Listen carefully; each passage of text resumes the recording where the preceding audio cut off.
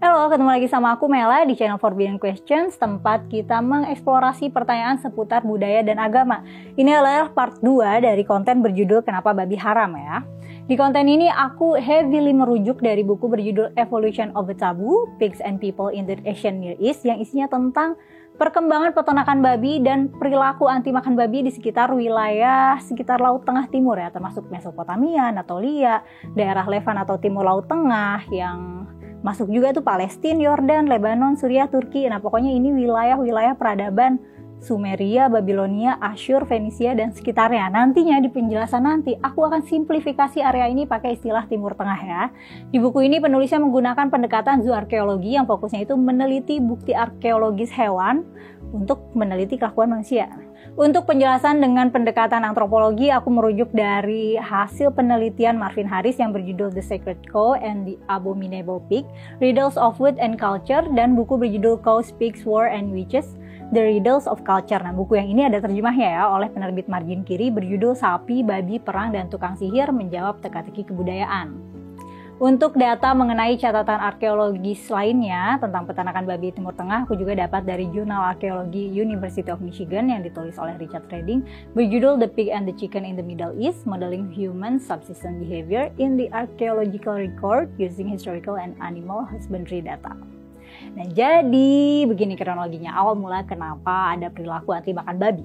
Aduh, sumpah ini mungkin bakal agak boring, tapi please nonton sampai selesai ya, supaya jadi payahku baca buku-buku ini tentang babi terbayar. Ya, aku pernah sepenasaran itu dan obses banget sama pertanyaanku sendiri, kenapa ada perilaku anti makan babi. Nah, kalian tinggal simak aja nih. Kalau mau baca sendiri, mau tahu lebih detail, aku taruh list referensi di kolom deskripsi. Sekarang nih ya, kurang lebih 1/4 dari seluruh penduduk dunia, Islam dan Yahudi, itu percaya bahwa babi itu haram dimakan dan najis disentuh. Nah dulunya nggak gitu. Nah apa yang terjadi nih? Gitu. Kenapa bisa ada proporsi komunitas manusia yang mengharamkan babi gitu? Nah kalau menurut kamu jawabannya adalah karena Tuhan memerintahkan begitu, ya udah nggak usah ditonton konten ini, skip aja. Soalnya sejak awal peradaban faktanya manusia itu makan babi, bahkan dari sebelum revolusi agrikultur pas masih zaman Paleolitikum. Dan babi adalah makanan populer yang dimakan manusia. Tuhan kenapa nggak haramin dari dulu sih? Kenapa spesifik baru ngeharaminnya 4000 tahun lalu? Kan manusianya sama, babinya sama. Nah lanjut terus nih, over time, perilaku konsumsi babi ini menurun tapi di area Timur Tengah doang. Nah kenapa nih? Kok bisa begitu? Nah dulunya sebelum hidup secara menetap, manusia udah makan babi nih. Manusia udah berburu babi buat dikonsumsi. Terus pas awal periode Neolitikum, tuh awal-awal revolusi agrikultur, awal-awalnya manusia bisa bercocok tanam dan hidup secara menetap, manusia mulai nih beternak babi. Dan beternak babi itu cepat populer ya, soalnya babi gampang diurus, bisa beranak banyak, bisa jadi sumber makanan yang aman dan stabil.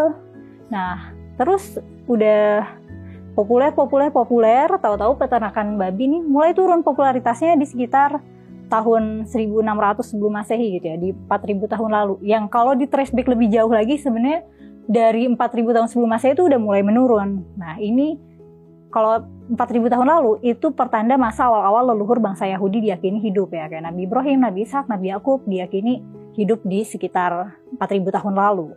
Nah, scripture yang paling kuno yang pertama ngelarang makan babi itu ya Torah ya, atau Taurat. Tapi sebagaimana di Quran gak dijelasin tuh kenapa makan babi haram gitu ya, dijelasinnya karena kukunya nyatu apa gimana gitu, karena masalah fisiologi itu. Bantahan soal babi itu bawa penyakit, babi itu kotor dan semacamnya itu awalnya dikemukakan oleh Reba Yahudi / filsuf Musa bin Maimun atau Maimonides di abad pertengahan. Tapi penjelasan babi itu kotor dan bau penyakit udah terbantahkan nih, dan udah aku jelasin di video yang part 1. Lanjut lagi ke bukti penurunan populasi babi nih. Nah ini adalah peta Timur Tengah dan area-area yang didata ya. Data ini diperoleh dari zooarkeologis Max de Vries yang ngambil remains babi di area Near East untuk dites, dan kita bisa lihat penurunan angkanya di sini. Dulunya populasi babi ramai banget nih di area ini di tahun 4500 sebelum Masehi dan menurun drastis di tiap periodenya.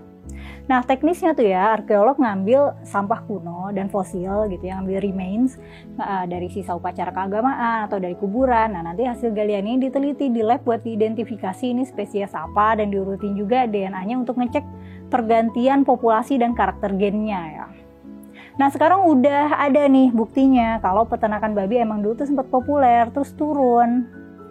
Di video sebelumnya kan aku ngejelasin salah satu alasannya karena babi itu mengkonsumsi air bahkan lebih banyak dari manusia ya. Jadi itu adalah pendapatnya Marvin Harris gitu. Dan dia pakai pendekatan environmental determinism gitu, semacam kehendak lingkungan gitu. Karena nggak baik nih melihara babi banyak-banyak, karena konsumsi airnya bisa sampai lebih dari 20 liter sehari. Nah jadinya di daerah yang kering itu nggak wise lah, resource-nya jadi rebutan sama manusia. Nah banyak nih yang komen ngerespon kalimatku yang bilang yang ngeledekin manusia sama babi rebutan air gitu. Gini deh, air itu kan resource ya, sumber daya. Nah kalau di daerah yang kering, yang airnya sedikit, air itu jadi resource yang terbatas dan jadi berharga.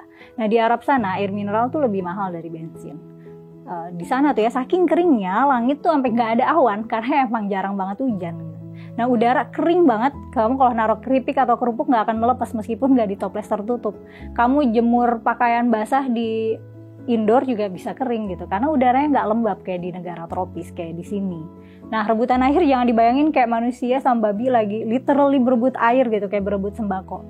Ya tapi pakai ecological sense gitu ya, namanya makhluk hidup memang akan berkompetisi untuk mendapatkan resource supaya bisa bertahan hidup. Nah beternak babi itu jadi nggak etis karena membahayakan keberlangsungan manusia di daerah yang kering gitu loh. Nah ini penjelasan ini fit nih kalau kasusnya 3.000-4.000 tahun lalu di Timur Tengah sana. Nah awal turunnya perilaku konsumsi babi nih. Nah kalau di Indonesia ya udah karena masalah agama gitu. Babi itu ya genus sus nih, spesies babi itu asli pribumi loh. Maksudnya ini itu habitat alami babi itu emang di Indonesia. Nah, jadi dari aspek lingkungan di Indonesia tuh beternak babi banyak-banyak nggak membahayakan lingkungan dan nggak membahayakan keberlangsungan manusia. Nah, rebutan air itu masalah serius ya by the way buat hewan ternak dan manusia. Ini ada paper yang mendata konsumsi air hewan ternak supaya para peternak tuh bisa ngitung proporsinya nih supaya nggak membahayakan lingkungan dan manusia. Supaya nggak ada kompetisi ketat nih perihal air minum antara manusia dan hewan ternak. Sekarang kan urusan makan babi, nggak makan babi itu udah lekat banget sama praktek agama ya, specifically Islam. Dan nilai mengenai babi itu haram tersebar barengan nih sama tersebar Islam. Nah makanya di Indonesia ya meskipun habitat alami babi, ya karena udah jadi berkembang jadi komunitas yang mayoritas muslim, jadi komunitas nggak makan babi gitu. Udah nggak ada lagi alasan haram makan babi itu ada sangkut pautnya sama urusan lingkungan. Penjelasan yang tadi aku jelasin itu aku sintesis dari berbagai sumber. Kalau penasaran bisa dibaca sendiri di daftar referensi yang aku cantumkan di kolom deskripsi ya. Semoga jelas. Kalau ada tanggapan atau pertanyaan lebih lanjut atau bantahan silahkan tulis di kolom komentar ya. Like, share, dan subscribe juga. Makasih udah menonton sampai selesai. Aku Mela mohon pamit. Sampai ketemu di konten selanjutnya.